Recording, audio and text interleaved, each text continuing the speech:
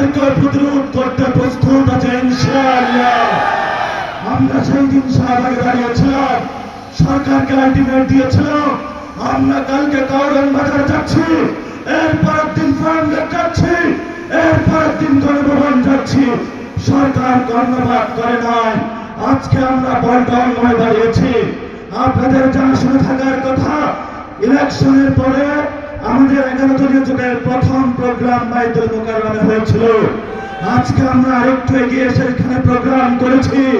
ইনশাআল্লাহ আমাদের এই মিছিল যদি সরকার সঠিক পদে না আসে, জনগণের গণভোটের রায় বাস্তবায়ন না করে, সংস্কার প্রক্রিয়া বাস্তবায়ন না করে, জনগণের অধিকার নিশ্চিত না করে, দ্রব্যমূল্যের দাম না কমায়, জ্বালানি সংকটের নিরসন না করে এবং বিচারালয় থেকে শুরু করে সকল যে জায়গায় সরকার গুন্ডা সন্ত্রাসী হাওয়া লোক বসিয়েছে, গণতান্ত্রিক প্রক্রিয়া সরকারের সেই প্রতিষ্ঠানগুলোকে জনগণের কাছে যদি ন্যস্ত না করা হয়, আমাদের এই মিছিল পরবর্তীতে কাটরায় যাবে।